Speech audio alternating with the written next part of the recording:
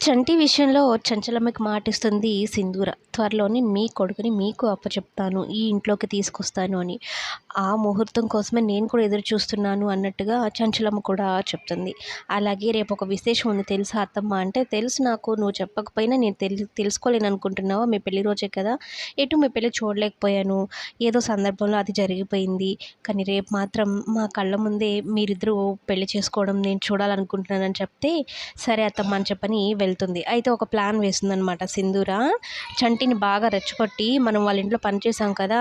ఆ డబ్బులు తీసుకుందాంరా అంటూ ఉంటే, కానీ టైంలో వెళ్ళి అడగడం ఎందుకు అమ్మాయి గారు వద్దులేండి అంటే, అదేంటి అలా అంటారు? మన డబ్బులు మనం తీసుకుంటాం రండి అంటూ పెద్ద పెద్దగా చంచలమ్మని పిలుస్తుందనమాట. ఏంటి ఈ టైంలో గొడవ అన్నట్టు చంచలమ్మ ఏం తెలియనట్టుగా మాట్లాడుతుందనమాట.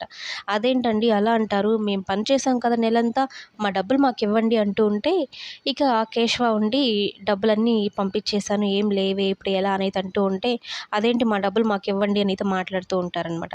అయినా మీకు పెళ్లి రోజులు కావాలా? అంత అవసరం లేదు. పనోళ్ళకేంటి పెళ్లి రోజులు.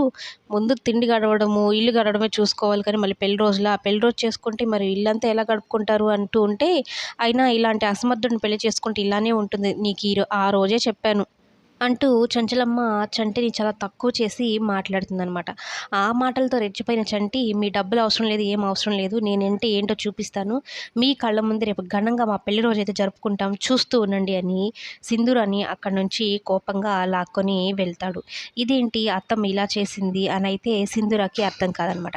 ఇలాంటి అయోమయమైన ట్విస్ట్‌నయితే ఇచ్చింది చంచలమ్మ ఈరోజు ఎపిసోడ్‌లో.